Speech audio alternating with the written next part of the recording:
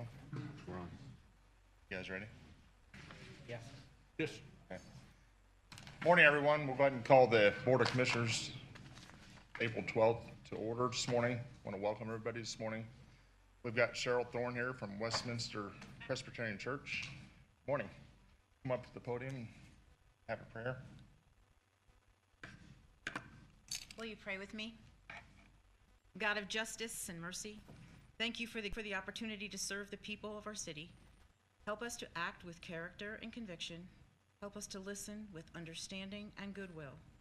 Help us to speak with clarity and resistance. Give us the spirit of service. Remind us that we are stewards of your authority. Guide us with your leaders and your people desires. Help us to see the humanity and dignity of those who disagree with us, and treat all people no matter how weak or poor, with a reverence your creation deserves. And finally, Lord God, renew us with your strength, your presence, and the joy of helping to build a community worthy of your kingdom here on earth. We ask this in your name, and as children, your children, confident in your goodness and love. Amen. Amen. Amen. Thank you very much. We had a joint executive session on March 22nd, 2022. Grant, you want to speak on that behalf? Yeah, the specific item that was advertised, the only thing that was just. All right, thanks, Grant. Have you gentlemen had a chance to look over the March 22nd Commissioners meeting minutes? Yes, I did not see any changes. Ronnie, have anything? Nor did I. Look for a motion to approve. So moved. Got a motion by Nathan Gabhart, Second. second by Ron Arnold. All in favor? Aye. Aye. Motion carries.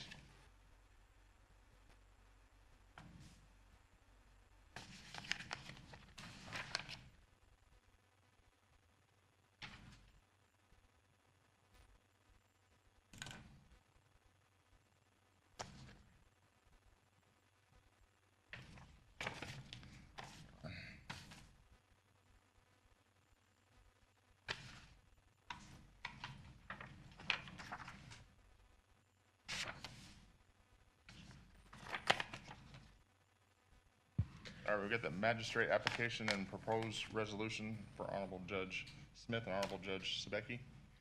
Morning, gentlemen.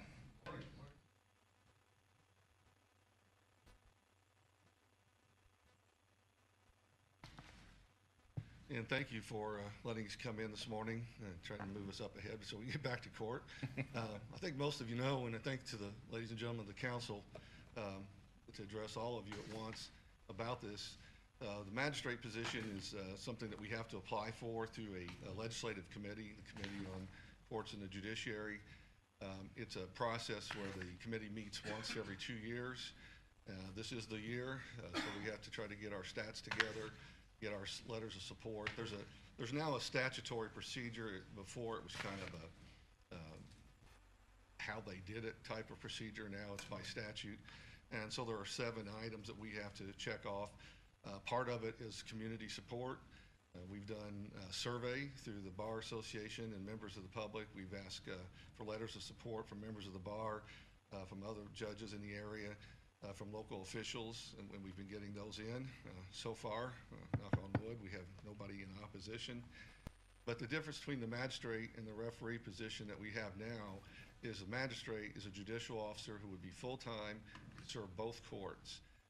Several years ago, some of you remember, I came in and asked for the referee position with the support of the prosecutor's office, and the referee was designed basically because it gets some county reimbursement back from federal monies, incentive monies, but does mostly some small claims and then the child support, paternity establishment, things that we call Title 4D that get reimbursement.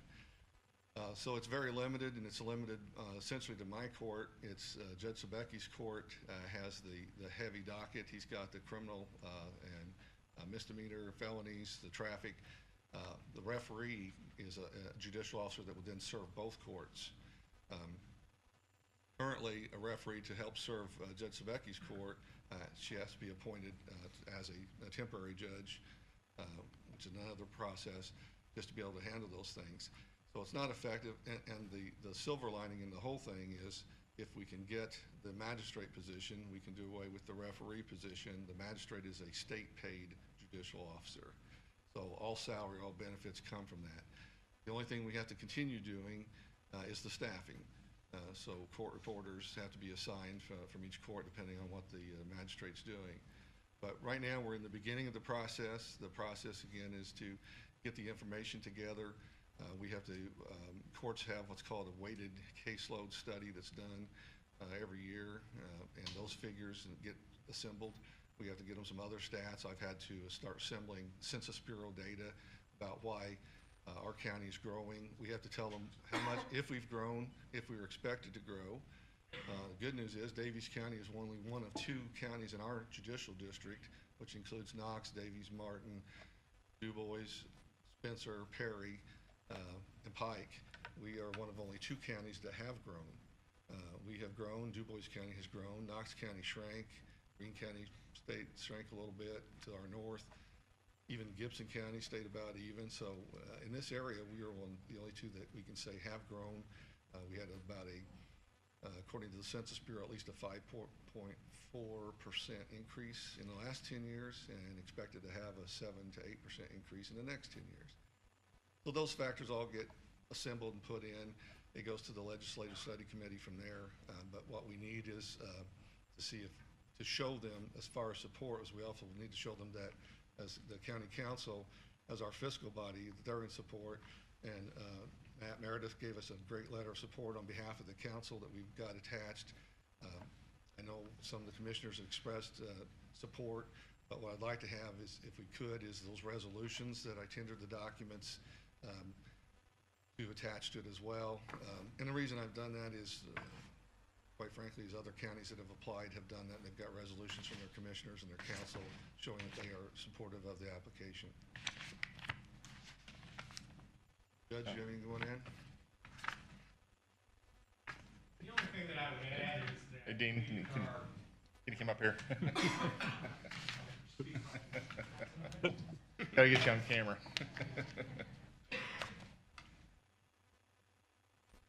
As we have worked our way through the building project, one of the things that we've talked about is the need for an increase in space for our courts. And everyone has always been on board with the idea of that third courtroom, and this is part of that as well. We've grown in the 20 years I've been doing this as a judge. I've got the same staff I did 20 years ago. And our caseload has increased dramatically over that period of time. At the last budget go round, I asked for another court reporter, and we will need additional court reporters. This is not going to take all of the money out of the county system for handling extra cases, but it's part of being a growing county, and it's part of providing services that I think that the county and the citizens of the county need.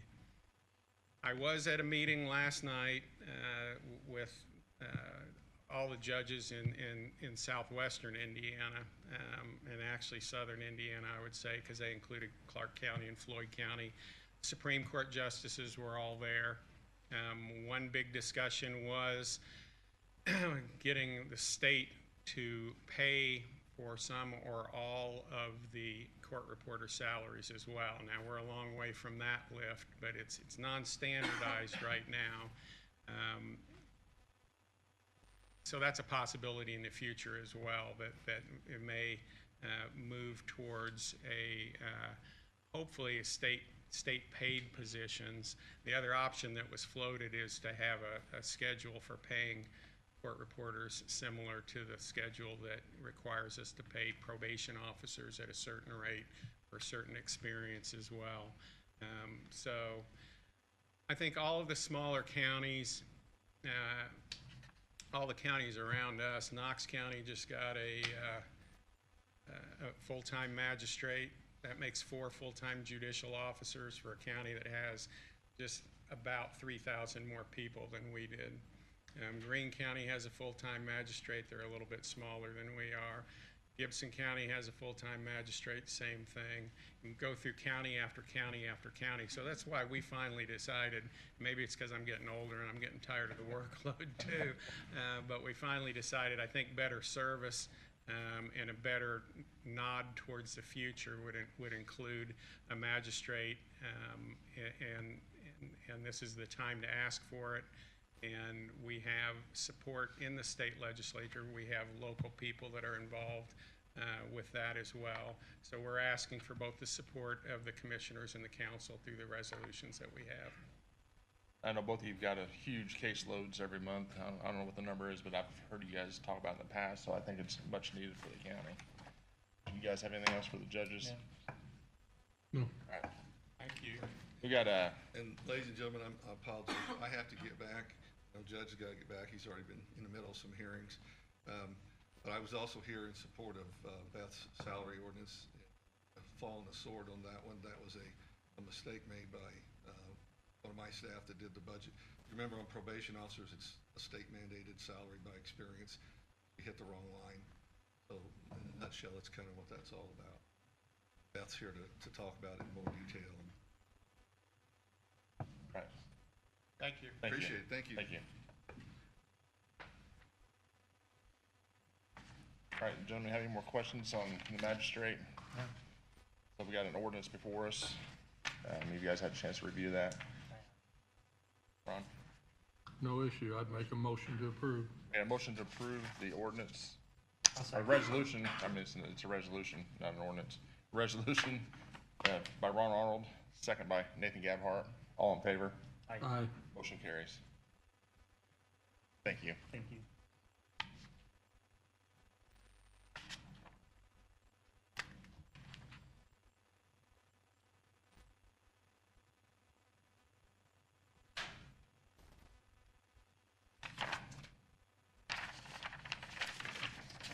That's got it. A in favor, not in favor, so you.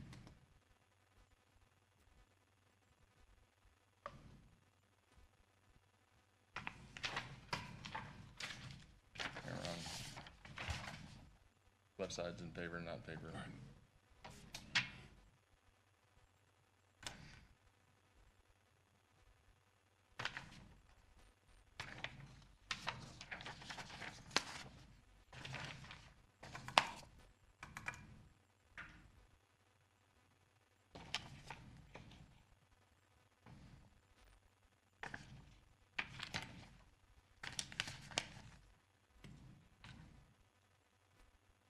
All right, Highway Department.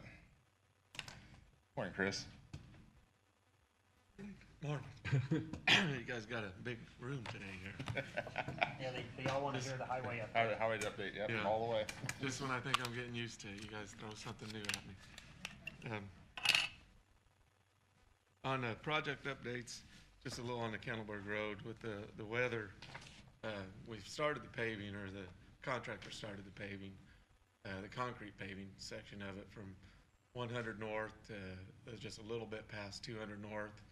They're doing the southbound lane. They should hope to have it finished this week. And then next week, they hope to do the northbound lane to so that section of concrete to be done. And then there's a turkey barn just north of 200 north, and we can only do work in that area for so many days. So we have to get out of there and do something else for a while because it disturbs the turkeys, I guess, at critical times. So when they load out, we'll continue to do more work there. But we're working just north of 300 north, doing dirt work and ditch work. So that's just a little update on that. The LPA vouchers, I think you guys have the first two, and then I've added two, but I guess I can read them. Yeah, just bring them here, I'll read them for you. So you've got the first two, and here's the two that we've added with the signature page. All right, we got 4 LPA vouchers here. The first one is from Lock Miller Group for Phase 4 Cannibal Road. In the amount of $30,514.34 with the 80% reimbursable of $24,411.47. I'll let you read that, Nathan.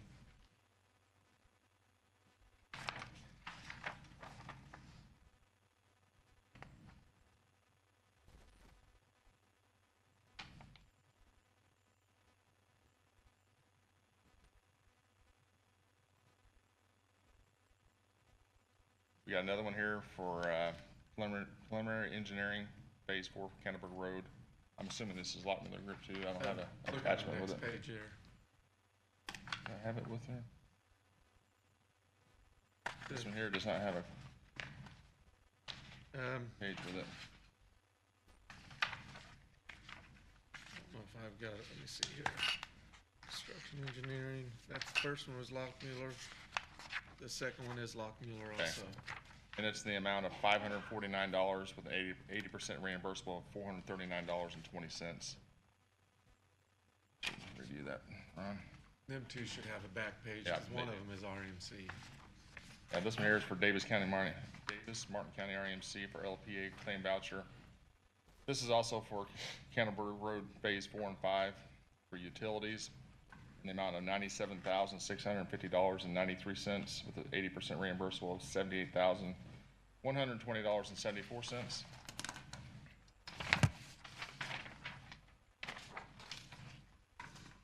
The fourth one is for Lockmuller Group for construction engineering and inspection of Phase 4 and 5 of Old Canterbury Road in the amount of $54,180.16 with 80% reimbursable of $43,344.13.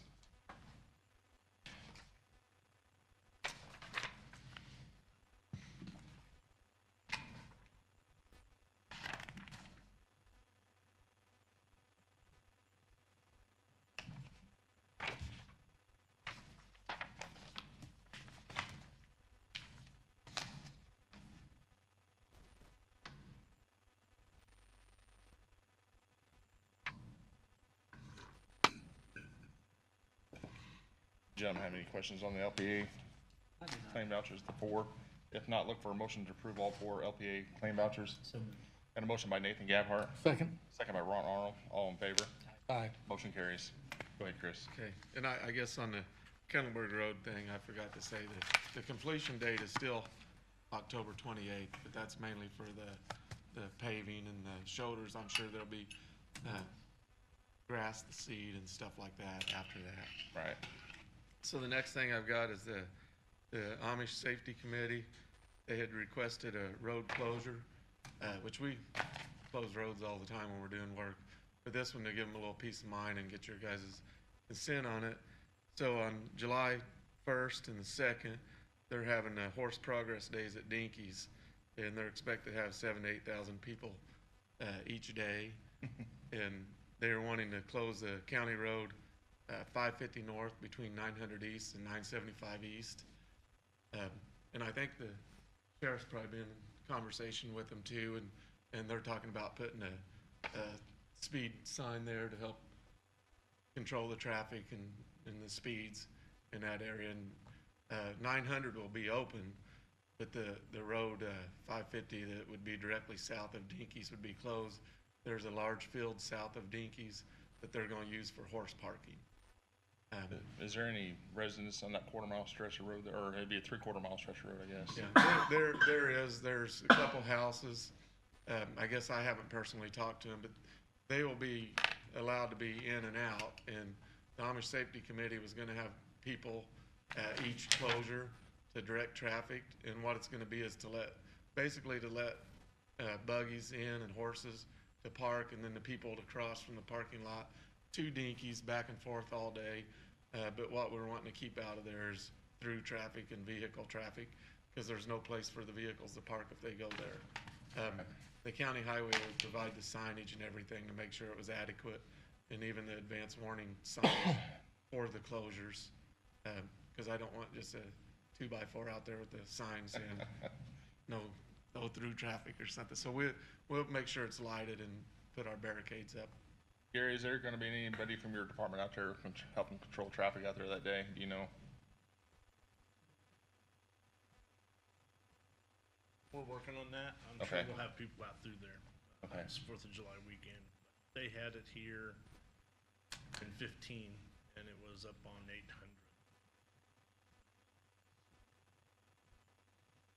It went fairly smoothly, but this one, they're gonna have displays and live demonstrations on the south side of Yeah, yeah. their Dinky. So there'll be a lot of people going back. And a lot of parking is gonna be over on the K&K side, south of 900, so it's gonna be very congested. Very congested in that, even that big intersection there, 900, yeah. Okay. Thanks, Gary. So we would, I mean, we've been trying to utilize our Facebook and Twitter accounts more to get information out to people about road closures. The big companies, we got an email that we send to all the trucking companies and stuff to let them know where our closures are, even when we're just changing out a pipe, so we'll do our part to get the word out, but, they just wanted to get the consent from you guys. Yeah. Gentlemen, have any questions for Chris? No, I mean, they discussed this at our last Amish Safety Committee meeting. I mean, it's gonna bring tons of people into Yeah. the county, and we've done this before, so they seem to have a pretty good plan Yeah, for they- safety. I talked to him, I didn't go to the last meeting, but to get us involved, we do this every day, and to get the sheriff's department involved was not bragging on us, but it was good on their part, because their original closure was gonna be right at Dinky's on both ends, and it's like, you can't bring traffic down to a dead end, you've gotta give them a place to turn, so. Turn, yeah. So they're doing their part on reaching out to us to see what the best practice is for achieving what they wanna get done. Anything wrong on that? The economic impact of a show like this is huge for Davis County, so anything we can do to accommodate them, we should do. I guess we'll look for a motion to, have road closure on County Road 550 North between 900 East and 975 East. Got a motion by Nathan Gabhart, Second. second by Ron Arnold. All in favor? Aye. Motion carries. All right, thanks, Chris. Okay, the next thing is, we had a speed study on County Road 100 West from the Washington Corporation line to County Road 150 North, and that would be Edwardsport Road. Yeah. Be just north of the Waltney Sports Complex. And, we've had several complaints, I guess, over the years of speeding and stuff like that, and so the sheriff's department went out there and they did a speed survey, and a lot of times they get requested to do speed surveys for one or two cars or somebody, just random person complaining here and there. But they went out and put the time in and did this one. I think it really paid off, because it does benefit the county and the community is being safe. When you get to 150 North, going south into Washington, even though it's county, it starts transitioning into more of an urban area or whatever. It's got a lot of housing. The WC ball field's there, the cemetery. And so we took these numbers and sent them to LTAP, which they do all of your speed studies and stuff like that, and stop signs. Anytime you want to do something like that, we're required to go through them. And they had found that on County Road 100 North for northbound traffic, the average speed was like 42, 49 miles an hour for people going north, but the people going south was 52 to 64 miles an hour. So everything north of 150 North on County Road 100 West is pretty rural, a lot of fields, and so it seems that the southbound traffic was not getting slowed down enough. The northbound traffic looked like they were obeying. So currently it's a 55 mile an hour speed limit till you get into the Washington Corporation line, and it's 35, but I think they changed it to 30, just like last week, something. So anyways, LTAP they had advised that we would reduce the speed limit on County Road 100 West between Washington city limits and County Road 150 North to 45 miles an hour. There's some specific things they spelled out about where we need to place our signs and have advanced warning signs, and do a little advertising on it. On the new speed signs, they had requested we put some flags up on it just to draw attention and stuff. So we would have followed by all their recommendations in doing that if you guys were good to make an ordinance as far as lowering the speed limit from 55 to a posted 45 mile an hour limit. How far north are they gonna have The warning signs or, Like, it was like 275 feet north of 150 north okay. for southbound traffic. It'd just be for southbound traffic, because you're going from a slower speed to Yeah. up as you're leaving town, right? Yeah, so it would be a, reduced speed ahead, so they would be able to see as they get to that 150 north intersection there, that the speed limit's gonna change to 45. Okay. As soon as you get there, I mean, there's just a lot of, There's a lot of congestion out there, a lot of there's a people. lot of congestion. Yeah. We got a blind hill there too, which doesn't help anything at all. Yeah, we get a lot of requests to lower speed limits, and it takes a lot of work, and I don't know that we wanna get in the business of slowing down traffic everywhere. But there's cases it's needed, and there's cases that people just complain. I think this is one that's, That one, like I said, there's a lot of congestion. We got a blind hill there. I mean, if anything's needed, that intersection out there is needed for it too. So. All right, gentlemen, what's your, Yeah, I've been involved with this to some degree with Chris and the mayor, and yeah, I totally agree. Coming in to the city, we need to lower that speed. So I'd be in favor. is that a motion? I'll make a motion to Motion. lower this speed limit to 45. I'll second it. Got a motion by Nathan Gabhart, second by Ron Arnold. All in favor? Aye. Motion carries. I guess we'll grant you work on the ordinance for that. We'll discuss. Thanks, Chris. okay. Then the last one I have here, which I had verbally talked to you guys about it, and I guess I didn't do a good job on getting you the documents ahead of time.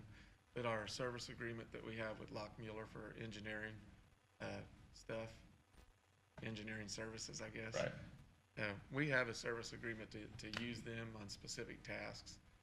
We're getting ready to pave the Glendale Road from 257 almost out to 231, like a 12-mile stretch of road from the CCMG grant that we have. Right. And there's an intersection, 1050 East and 700 South, that's pull out the intersection facing south, and there's a hill to the right and a hill to the left. And it's just a dangerous intersection, and we've talked about knocking them hills down and elevating the intersection a little bit. So we reached out to Lockmuller, and they're providing the services for that, which was in a lump sum of $8,000 after the surveying and everything was done. And so it's basically a task order against our service agreement with them to provide these services in advance of the paving project, so we can make that intersection safer. I think we're all in agreement of doing that, but I've got the official paperwork. Yeah, that's another bad intersection. I know you live up that way, and Yeah, it's this- it's a safety issue for sure. Yeah, and I know I've always kind of strayed away from, urban roads near me, but there was a CPS worker and 3 kids that was doing a home visit on the south side. They got struck by a car. Fortunately, they all survived. That's what I emailed you guys a couple Yeah. months ago. Because there was a driveway coming from the northbound. And that driveway is probably more dangerous than the road, and we've reached out to all the neighbors and talked to them about elevating the driveway with the project, and just making everything safer right Safer. there. Yeah. So yeah, it's definitely a safety issue. You got Yeah, on the, right there. I've got one for all 3 of the commissioners to sign. You guys had signed the original service agreement. Right.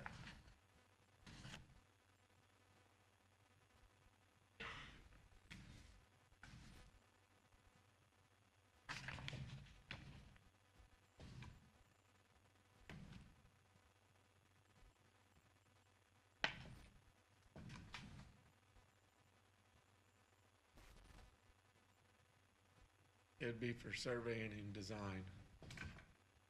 Yeah, it gives a description in there. Must be up there. Ready to go.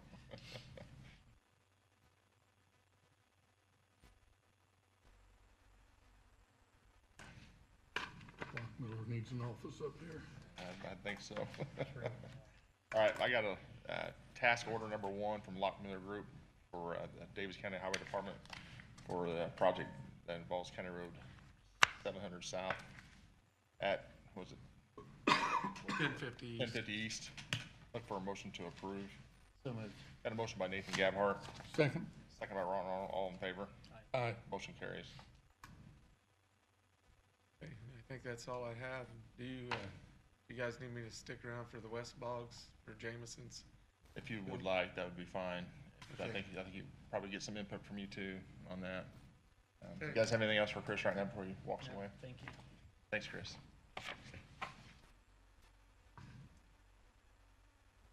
All right, we got TM Office Solutions Agreement and Janice Williams. Morning, Janice.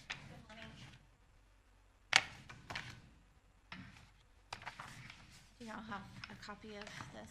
Yep, she had it here. This is, Service agreement. for our copy machine that we have now.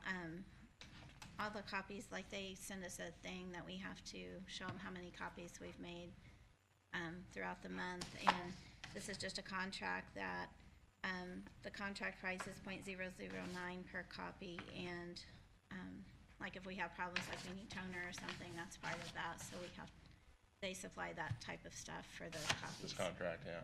Yeah, so, and we've done this before on actually our old machine, and then the one that we just, I don't know, we got probably a year ago for election, so. But this is not a color one, this is just a regular black and white copier. Up here, okay. And it also is our fax machine too. Gentlemen, have anything for Janice on the contract? You're happy with the service? Anything, Nathan? All right, if nothing else, look for a motion to approve the contract for TM Solutions for the clerk's office. Got a motion by Nathan Gabhart, Second? second by Ron Arnold, all in favor? Aye. Motion carries. Thanks, Janice. Thank you. Do you need this one for signature? I can sign it if you need me to sign it, yep.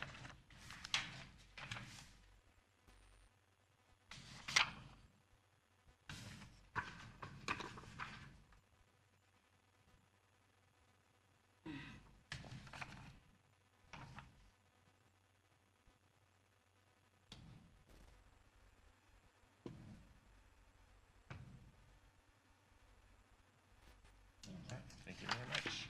Have a good one. All right, next item on the agenda, we got Municipal Utilities Customer Service, City of Washington, Tim Edmonds. Morning, Tim. Morning.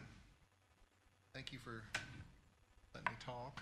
Yep. I just want to formally welcome the county into the Key Accounts Program of the City Utilities. Key Accounts Program was brought about because of infrastructure investments we made in metering. Our metering systems had advanced to the point where we were helping residents real well find cost savings through electric and water, and also problems or issues that would come up with the electrical service. Found a lot of leaks, the water service, and we were doing that on a residential basis, but nobody really thought about commercial, industrial.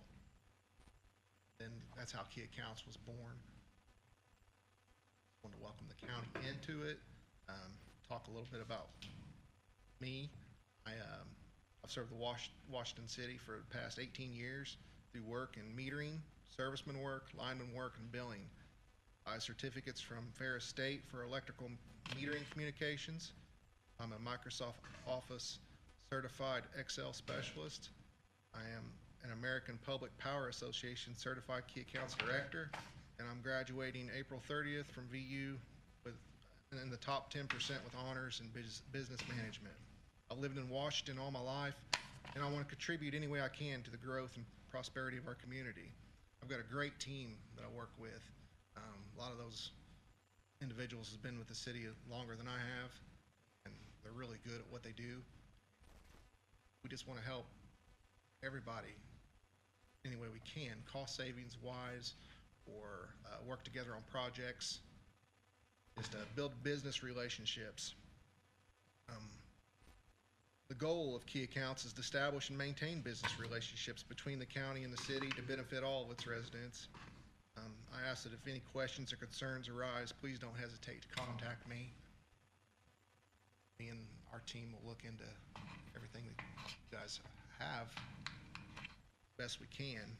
So far, I've met with Patty Ball, Scott Schneer, and Jennifer Welch to get and give information on the Key Accounts program.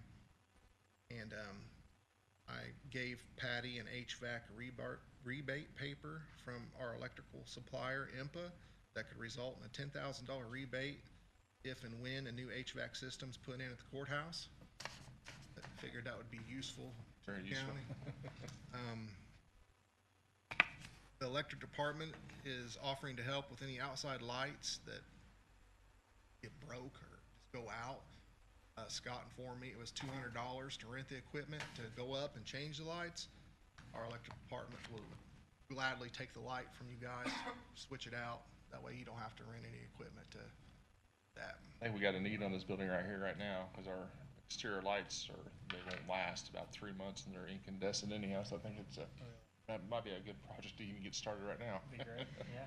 Okay, that sounds good, and they'll be more than happy to help with it.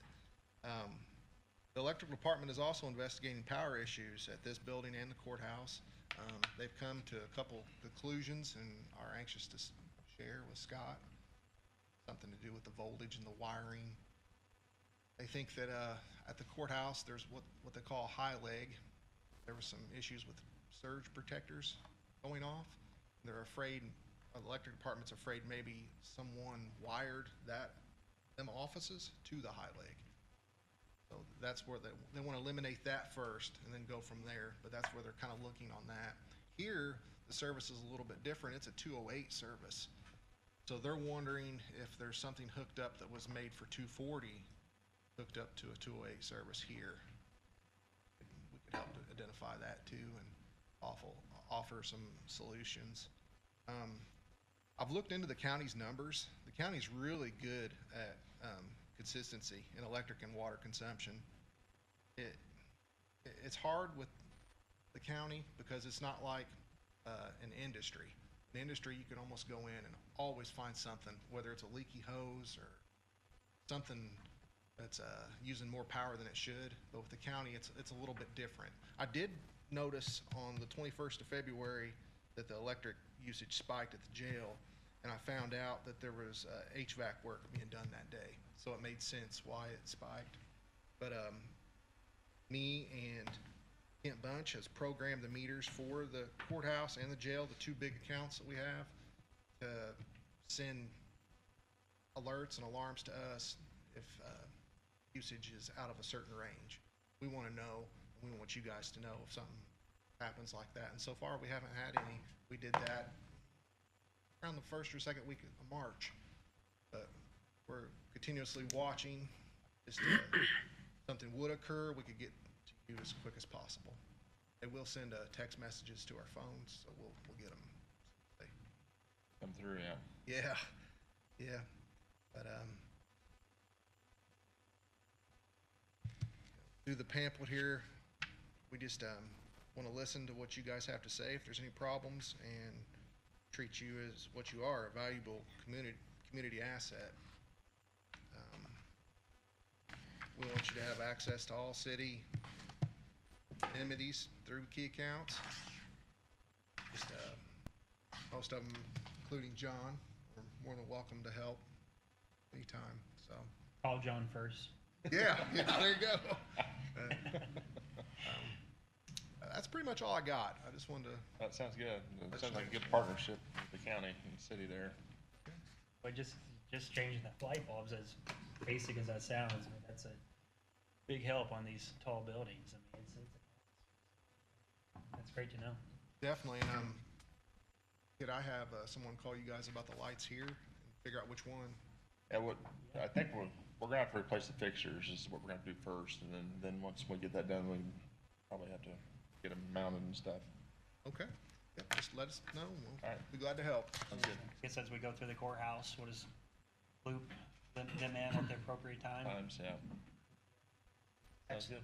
All right, thank you. Appreciate It's it. a great program, because it used to be nobody was watching that stuff, and it was just money down the drain. Yeah, out the window. Right. And I've had an issue at home to where it came into play, and very, very thankful for that. Yeah, I mean, it doesn't show up on your income statement on a monthly basis because the dollars aren't biggest, but then over the course of a year, you're wasting a lot of money, so. Great stuff, thank you. All right, thank you. Thank you very much.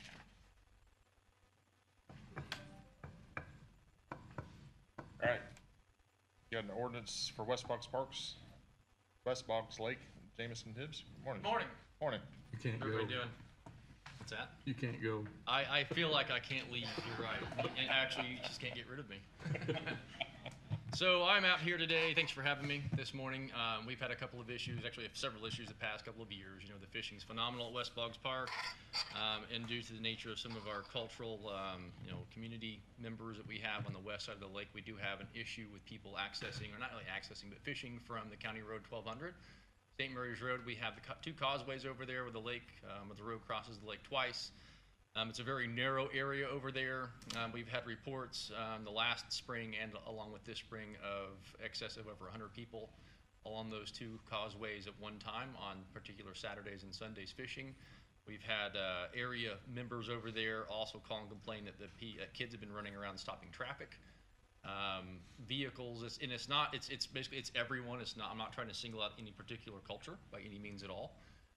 We've had issues with everyone parking cars over there and or buggies and or bicycles, all the above, and causing issues as far as, like I said, once again, safety issues, stopping traffic. So we've actually posted signs ourselves over there. I know Phil Cornelius, I think I briefed everybody yesterday in an email. We did post no parking signs last year over there. We did put up our own signs over there for no fishing along the causeway, even though there's no ordinance. So actually, after having a conversation with JR Crew and Officer Tony Mann earlier this spring, there really is no ordinance for law enforcement to enforce over there for any individuals fishing from that location. There is a no trespassing ordinance, but obviously the legwork involved with that would be time-consuming and costly on everyone's part, and probably not look as, as I guess more as proactive as anything else could possibly be too, to serve our community members. So I was looking at the idea of possibly creating an ordinance for no fishing on those particular sections. It may be, situational as far as maybe, as Grant pointed out, I think in an email, there may be other areas within the county itself that fishing from county roads, Phil did, fishing from county roads may be acceptable or may not be acceptable. So it may be as an as-need basis, unfortunately, to identify those. I did not realize there was an Amish safety committee. Maybe it's something we get them involved, because it wasn't it's a lot of Amish folks are calling me requesting this issue be resolved as well. It's not just people picking on anyone, like I've stated earlier. And to help remedy this, one thing we are doing, I was supposed to have a meeting last Thursday, we had to cancel it, so this Thursday I'm meeting with a few folks in the Amish community about creating access points over on the west side of West Boggs Lake for the Amish. There's going to be a lot of positives, negatives thrown on the table, brainstorming session about how this could or could not work, and see if we can progress with that in the future to allow them safe access on that particular area of the lake. So I'm not trying to impede access, we're going to try to increase it, but we want to keep people safe at all costs too. Safety is the main concern over there. There's other issues with people fishing off the lake or on that side of the lake as far as accountability goes, but that's not really as important as the safety problem. I know the speed limit there it's still 55 mile an hour down through there. It's 50, I think, isn't it? It's 50, We 55, yeah. did lower it. I think we did lower it down through there to 50, so. Right. Still an issue. That's It's pretty that's fast. a narrow causeway. It's very narrow. The longer one's not as bad because you can see not many people frequent that, but the north causeway, Yeah. where the fishing is better anyway. That's where the issue lies. There's two blind hillsides coming down if you're flying 55, and everyone drives a speed limit. So I mean, if you're abiding by the speeding law, then you're going to be able to still not see people as you're coming down that hillside. And it's not so much, one or two people there is not going to be the problem. It's any given Saturday whenever you have an influx of 50 to 150 people out there and kids running across the road. But that also kind of sells the idea that, hey, this is a great spot to launch our boats. And that is one thing that we do have against our policy for West Boggs Park is to launch boats from that side of the lake without proper documentation. One of the other concepts that Tony Mann and I discussed as far as accessing park property, similar to state parks and state recreation areas, is creating an ordinance if possible. And there may be some language we need to look at and how to improve this or equate this, but to where you can only access, Daviess Martin Joint Parks Department property through, formidable gate fees as you do a state park. And that's how we have operations, that's how we have our policies and rules set, but there's once again, no ordinance stating that people have to follow that. So all we can do there is ask them to leave, charge them with with trespass if, once again, issues there. But we can't exactly call law enforcement to come in and say, hey, and actually remove them without that ordinance available. More of our responsibility to ask them to leave. And if they don't comply, then there's other issues. That'd be through your board then, that ordinance there. I think that would be through our board for that ordinance, but I think we'd have to have you guys push that through. It'd still be a county ordinance to pass. Okay. We have our board meeting tonight, and we've discussed these issues in the past, but the board meeting's tonight, so I wanted to bring it to you first. Gentlemen, have any more questions for Jameson on that? Jameson, Or you got were any, you- you got any ideas? No parking in that area, together with no fishing in that specific area. That is correct. Yeah, I think that would be the best route to go, yeah. And on it, I mean, yeah, I think at least in those two locations. There's really only two locations that people can access the lake on the county road County anyway. road, right. On 600, you can access the lake, the actual muddy part of the causeway, the sediment basin, but people don't fish there. There's really no fishing out there anyway. Right. I What's don't your know. guys' appetite on this one? I used to ride my bike down the railroad track to fish at the Blue Hole, so I may be the wrong person to. Oh, trust me, I've done plenty of that too up in Vigo County. But it was parked along the legal road. back then though, right? Well, obviously, we gotta keep the kids safe, so I don't have any opposition to what you guys recommend to keep that area safe. At the same time, we wanna keep the kids outside, Absolutely, yeah. kids fishing. Yeah. So, if we can be creative there, I'm not against the gate fees. And I'm just talking out loud, I don't know how you make it happen, but somehow kids could fish for free. So if two kids ride their bikes there or something, I don't know. Right. Kids under a certain age get in for free, fish for free. Some kids don't need a license. Mhm. We want to keep kids outside and off of these things. Oh, absolutely. So I'm supportive of keeping it safe as long as we create other ways for them to be able to fish. And that's the plan, yeah. I want to be able to, and like, so right there by that north causeway, we own a long strip of property. We have a gate up right there, and that's the proposed area to actually allow some accessible fishing back there. I've had conversations in the past with some of the Amish community about building docks back there for them to have their boats. Okay. But once again, like I said, it's going to take a very in-depth brainstorming session to figure out how that's going to work. Because it wouldn't be fair if we have free access back there for all, Yeah. but yet you have to pay to access the lake in other areas. So it's gonna be one of those, or do we man a gate? I mean, like I said, I don't wanna go down the weeds with that one right now, because it'd be a long, deep rabbit hole. So yeah, I'm okay moving forward, putting an ordinance to prevent fishing from the specific area with the hope that there will be some sort of, Alternate spot, yeah. I think the best solution is getting a place to accommodate your fishermen Yeah. and your kids. Right. As far as an ordinance goes, Gary, do you have any thoughts on enforcement of that ordinance? I mean, I don't want to create a problem for you. No, we can enforce it. It would be we'd issue a summons, and it would be prosecuted by Grant as the county attorney because it's a county ordinance. Conservation would not be able to issue citations on it. Can't issue citations on county ordinances. It would be totally on us. And you State have no police, I problem see. with that? Okay. We run them off all the time over there, so. yeah. Yeah, that's a good point, because I mean, God love the DNR, they have a very important job, but giving kids $165 fines for riding a four-wheeler. Right. Nathan. Yeah. Now, the conservation officers were over there last year. They wrote several citations for bag limit issues. And that's, besides the safety That's good. issue, that's been a big issue. Whenever I referred to accountability over there. That's good. There was a couple of undercover informants that were sending COs to residences, and a few of them had an excess of 200 crappie, and the bag limit was 25 per person. Yeah, that's totally different. Yeah, yeah. So there are other issues besides the safety. The safety's still number one. Okay, yeah, I'm okay creating An ordinance, some ordinance just coordinated with, Jameson and Grant, and working out. Cool. Do we need a motion on that, probably? yeah, I'll make a motion, Go ahead. I'll make a motion So to. you're pro safety. Pro safety. Make a motion to prevent fishing, like Causeway, West Causeway, It'd be the north and the south causeways at 1200. the north and south Causeway of 1200 east. Okay, have those two look into an ordinance, okay. Got a motion? Second. Second by Ron, we got a motion by Nathan Gephardt, second by Ron Arnold, all in favor? Aye. Motion carries. Thanks. Thanks. Yes, you're right. Go down again. Yep. 3-0, we're good. Put the coffee out there today, What? Get your limited copy out there today. Yeah, all the police are in here. We're good to go. I think our agenda's a little messed up here, but we got the West Box Park subdivision amendment. Got two of those. I think that was taken off the agenda. because Taken off, okay. they didn't have the information. All right, so I'll just put that back here. Last thing. Got the health department canopy.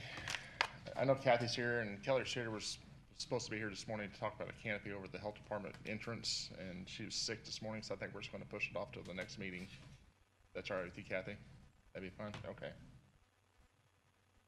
So I can look for a motion to table the health department canopy discussion until next meeting. So, Got a motion by Nathan Gabhart, Second? second by Ron Arnold, all in favor? Aye. aye. Motion carries. All right, form stack online forms, Dale Quakenbush. Morning, Dale.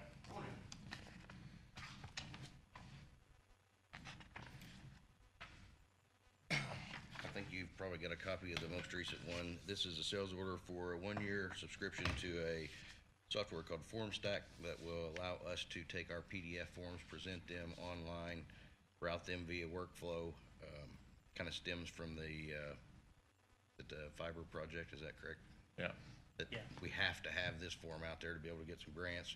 Well, once we get it there, we can buggy permits, you know, there's all kinds, it's unlimited on what we can put on there. If we can make a form, it doesn't even have to be a PDF, but, yeah, this will present the form, and then on the back end, once that workflow for that form is determined, it can route that form where it needs to go, all the way to storage. In the future, if we do a different website that has this capability built in, we would just drop this, convert the forms over to ours, but this will get us up and running on the form that is the most, kind of on the top of the list right now. Right. You guys have any more questions for Dale on that? No, it's a good project. Thank you for spearheading it.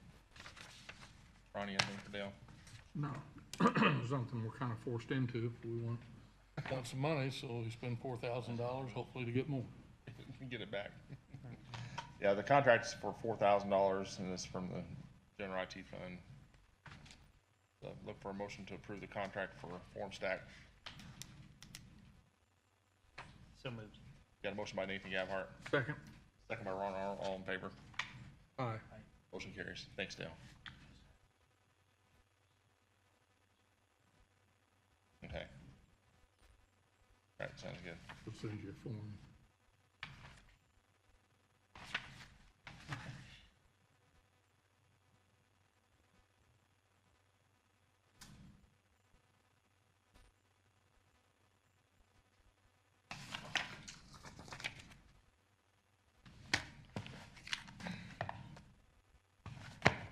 And number 10, we got cumulative capital development, reestablishment discussion. We've talked in the past, we've got cum cap is not at its cap. And wanted to talk about raising the limit of that cap, or raising it up some. Come to discussion on that. I know this is a kind of a time-sensitive discussion this morning, because if we want to do something, we're going to have to move extremely fast to get this done. Grants, I had a lot of emails back and forth trying to get a time frame figured out, and if we don't do anything today, I think we're going to miss the boat for this year. So, Is it up to us to establish the rate? We established the fund, but it's my understanding it's the council's decision to increase I the see those rate. emails going back and forth, so have we figured that out yet? The statutes talks about the legislative body as establishing. It talks about the fiscal body as the body that, But that's the tax, correct. the rate, so that's, We checked, Patty says that's not right. yeah, we checked with DLGF, and Patty, you could speak to this as well. First, they said it was fiscal body, council. Secondly, they said it was legislative body, commissioners. So we're gonna go with the second answer, commissioners. Yeah, I mean, this is one where I'm not extremely against it, not extremely for it. Obviously, it is a new tax, it's property tax. I just paid mine last week, and I don't know who wants to pay more, right? So, I mean, on a given year, we bring in $30 to $35 million in revenue, roughly. Income, property taxes. This is gonna bring in $153,000, which is 0.5% of our total budget. Doesn't move the needle, really, in my opinion, as far as our overall budget, but it does increase property taxes on average of 1% for every taxpayer in the county. So to me, I think the property taxpayers, a little bit of a break. 2028, the warehouse bond is paid off. One should get a little bit of a reprieve then. But I don't think 153,000 is going to make or break the operations of the county. That's What does the tax generate now at its current rate? The tax rate is 0.0227. Look at that.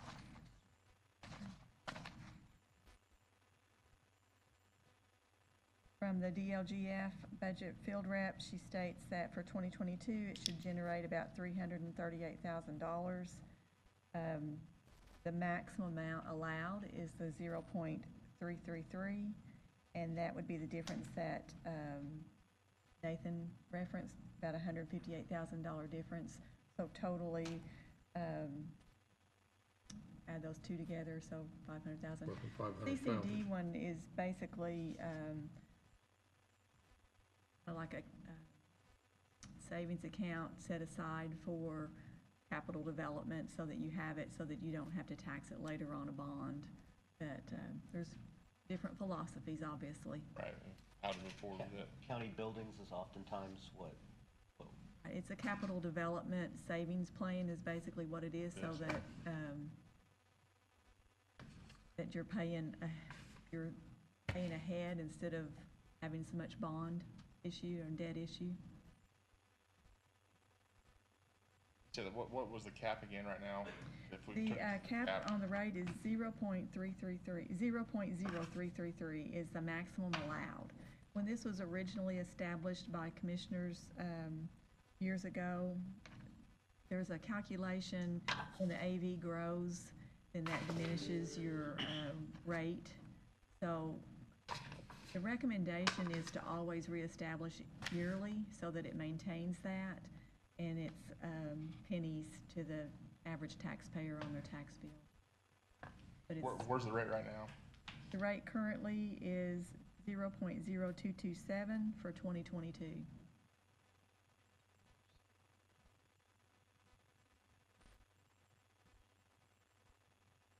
I wouldn't be in favor of raising that to the maximum amount this year. The burden down if we've done this over a 2 or 3 year period of raising it annually.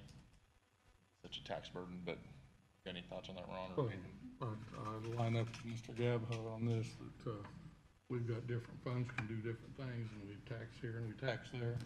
And especially, and this is not a good week to ask me, I got my tax bill this week. Yeah. So I would not be in favor of it Okay. at this time. So it sounds like it's not an issue, just I one. mean, because, I mean, as I play this out in all the different scenarios, if we did this and if all this money went for because we got to bond the same amount no matter what, because we're going to have to do the bond at the end of this year for the courthouse or first quarter of next year. So this money is not going to come in until probably 23 or 24 is when this money starts coming in. Let's say every penny of that goes for that bond payment. We make extra payments. So it's $150,000 we pay above and beyond. And say it's a 3.5% interest rate, which isn't out of the question. That's $5,300 a year in interest we would save. So for the term of that bond, we save $5,300, but we're taxing the citizens $153,000 forever because we'll never go back and reduce it. And that's just where I'm kind of having a conundrum. If we see that we're really tight budget and the council says, hey, we need some more money, whatever, we can rediscuss it and pop it back up next year if we need to. You all are here. I mean, do you guys see this as a critical factor that we need to do today? One sort of no. I'm not trying to put you guys on the spot. I mean, it sounds like we have It's kind on of their agenda too. we have two kind of soft no's up here anyway. But we'll probably pass. I guess we'll make a motion to pass, and then if you guys re-decide, then we can always reconsider. not something we're gonna fight over. 1 year's not gonna make a difference for what we're looking at with the courthouse. So pass this year and revisit it next year. Yeah, I'm okay with that. Okay. I appreciate it being brought to our attention. I mean, a lot of work was done with this, and it was very educational. We otherwise would not have been aware of this. Right. So it's good to be aware of it. So I'd make a motion to keep it as is. I got a motion by Nathan Gabhart to keep it as is, Second. second by Ron Arnold. All in favor? Aye. Motion carries. Thanks, gentlemen. All right, blighted properties. I'll turn that over to Nathan. Yeah, so blighted properties, so we've been talking about this for maybe a couple of months. Matt Meredith and Marilyn McCullough, and a lot of M's, I just realized that. And I met with some folks from the city, had some good conversations. Obviously, capacity, current staffing levels were a concern. The city then outreached us at the last commissioners meeting, saying that they may have the ability to help with the blighted properties.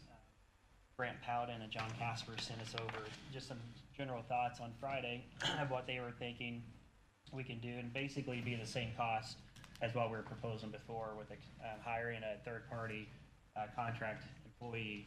I did reach out to Knox County. Theirs works, is required to work 20 hours a week, is what they've mandated in their contract with their employee. And so far, whatever, 100 and 200 properties have been addressed, identified. So we got to, I guess, high level. I mean, we've got some questions. We got some other folks we got to bring into the loop, but really, really appreciate the offer from the city to help us with our blighted projects, unsafe buildings, junkyard ordinances.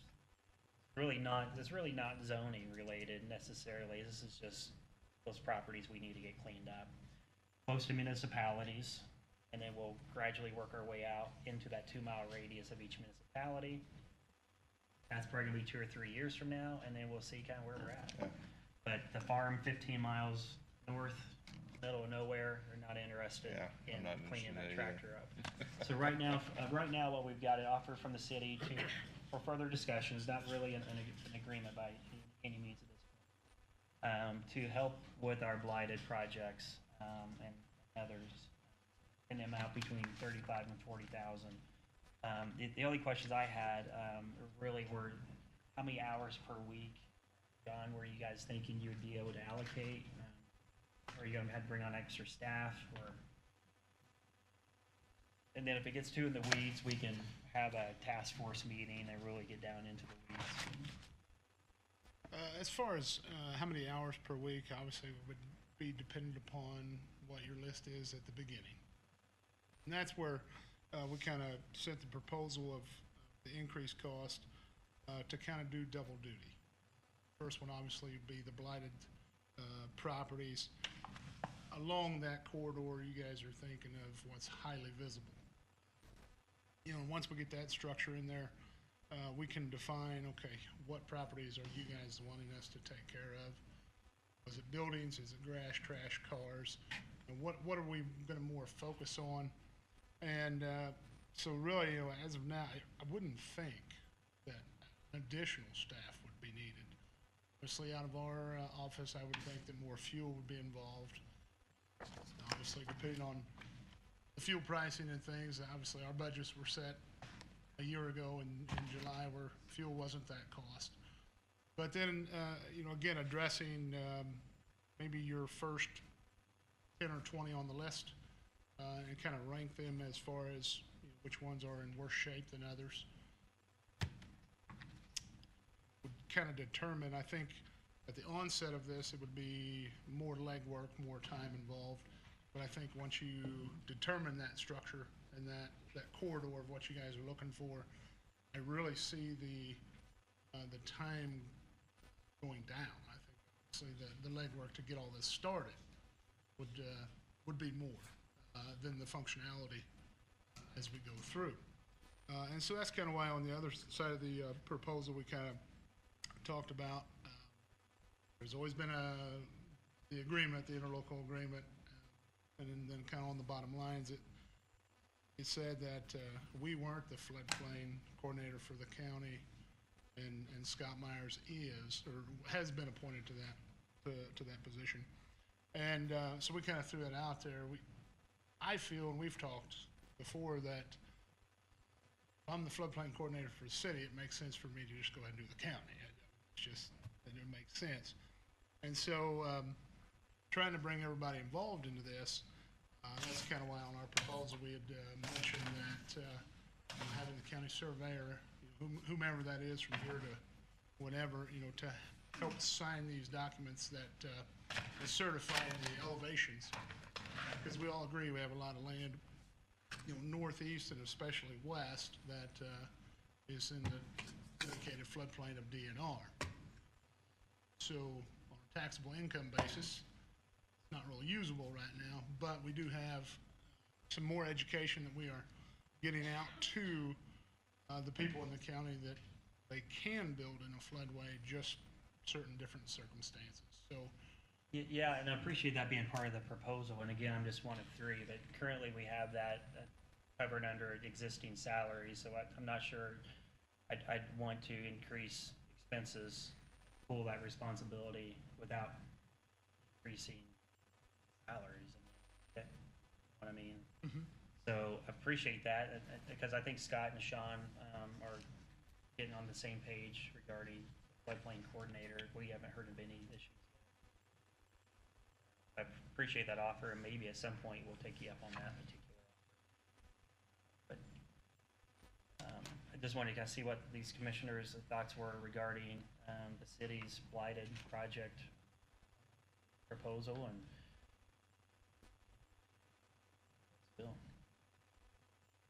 I know up front, first year or two is gonna be a lot of work for these guys for finding things and getting things resolved, but year 3 and 4, it's gonna get pretty light, so I don't know where we go in time. I think we have the agreement that we play this thing out every 2 years, every 3 years. We see, I mean, at some point in time, it's gonna make sense, I guess, for the county to eventually bring it and have a department within the county, and maybe down the road. and the current agreement gives a 6-month window of, it can be revisited every 6 months. Yeah. But yeah, I mean, 3 years from now, if we're spending 5 hours a week, yeah, I'm not wanting to spend 40. Yeah. I'd like to see at least 20 hours a week be committed to this, because again, we can bring in our own contracted team member, having full-time focus, work in coordination with training, and then we have, one person that reports directly to the commissioners that we have for 20 hours a week that does whatever we ask them to do. Yeah. At the city, we're gonna be back into your schedule, to your priorities, rightfully so. So it's gonna work a little differently with the city, but it'll be easier to get off the ground with the city. I think, they're already got everything in place, ready to go, and you guys already do that task already, so. Correct. I think it's a win-win for the county and the city to work together and stuff like that. And that 2-mile radius, it's still the gray zone, so at this point, it won't be a gray zone anymore, right? We'll be able to work that out. Correct, yeah, for the city of Washington, the main concentration of, the structure, we would take that upon ourselves with your ordinance that we would definitely cover the 2-mile, and then kind of a hand-picked, and that's kind of our idea. Yeah. And we'd want, and again, we'll work out the to move forward with this, we'll work out the details, but I mean, we want the commissioners to be kind of the regulatory body to where whatever properties are identified, then they come to us, and then we determine What direction we yeah, want to go. 'cause this is like we were talking in the hallway, we're not wanting to turn the 2 miles into a city-ish environment, Right, but just get rid of the building. yeah, and we've talked of, there's a couple on each side of the city right now that I wish I could get a hold of, but I can't. Yeah. And you guys have some other ideas out in the county that. Yeah, there's a few other ones out in the county that need to be resolved. Yeah. Sure. And I agree with you. That's where, if we hit those first, and then I think the time frame and the money and the proposal would obviously slide away and go more towards. I don't have any issue with that at all. I think it would be a great partnership. I don't want to get down in the weeds and tell him how to do things. I want to tell him what to do. Yeah. So we'll give you some leeway, and at the end of the day, we'll judge him on his performance and what gets done. I think it's an excellent way to put it. I just think before the final judgment is happening, for us to look at that list and for us to kind of say, okay, yeah, those all make sense, please proceed. And this will be done by ordinance, not by zoning. By ordinance, this is Because not, zoning, you'd get into spot zoning, this which is you not can't do. zoning. So We're not gonna by do it, we're not ordinance, gonna do it, yeah. right now, we currently have the unsafe building code and we have the junkyard ordinance. We would obviously modify whatever ordinance. Yeah, and yeah, that's essentially what the city has now. We adopted the IC 36-7 -7-9, the Indiana Unsafe Building Law, which does also cover not only structures, vacant land that needs a lot of work. And so, in that code, it also gives the step-by-step procedures of how to have the hearings and recordings and such like that, so that, and those are the step-by-steps that essentially the city follows at this. I mean, I think as long as the city feels that they can pledge, around 20 hours a week starting off. I think for short term, next year to 3 years, this is the easiest way. Yeah. But if the city doesn't feel they can, if we're gonna get 5 or 10 hours a week, it's just gonna go too slow initially, so I guess that'd be my only request, is that we can start off with 20 hours a week and taper down as we need. Just don't want you to overextend yourself. Yeah, and like I said last meeting, most of our time is dealt with sending letters out. I think a lot of the legwork to get off the ground, obviously, is the ordinance side, and then kind of that structure of the high visible area. And then, what are we deeming that needs looked at? Kind of what you had said, Ron, was, How about this? here's what we want to look at. Keep this thing moving. How about this? How about we just, I make a motion for Matt, Marilyn, and I to have more conversations with the city to get more of a formalized agreement, questions. I want to hear some of the council's feedback too. Just so before we move forward with an official agreement, we're all on the same page. So make an agreement, make a motion to Go to the next meeting. I guess, Take additional steps. table it to the next meeting and so that we can give fact finding. Work out, and if we do I settle with the city. think it'll be helpful if we would establish the ordinance first, Yeah, so you know what he's dealing with. yeah, and So he's sent that's us the first date, but again, on a parallel track, yes. Yeah, we'll need an ordinance in place, and we'll need an interlocal agreement with the And that's what we city can and county. do, when we meet, we can come up with the hit list of, okay, here's the ordinance, here's what it needs to say, is there questions, here's the interlocal changes, and we already have one in place in that. And then if there's any questions or any ahas, we can address it and make a formal, presentation back to the commissioners. Yep. Okay, yeah, I'll make a motion to table. Okay, got a motion by Nathan Gabhart, Second. second by Ron Arnold, all in favor? Aye. Aye. Hey, thanks again for all your. Thanks, John. help. Really Appreciate everything. that. We'll get there. Yeah, We'll get there. All right, gentlemen, you guys have anything else for the commissioners? I do not. What's that, Matt?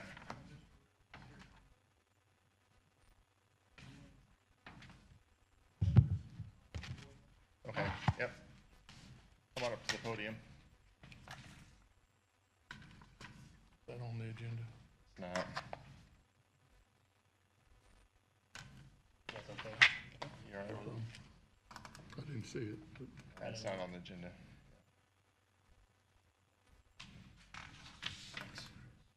Morning.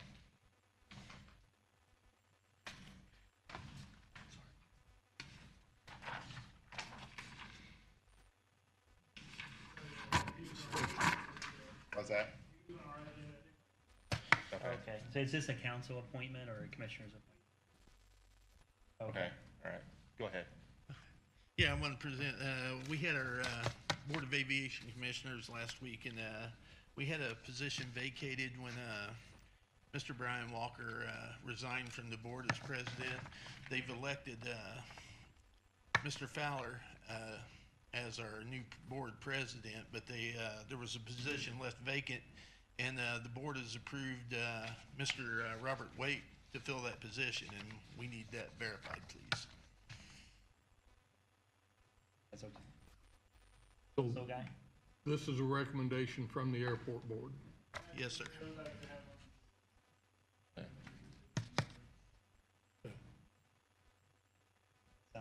great profile. I don't have any questions. I'll make a motion to approve Robert Wake to serve on the airport board. Real quick.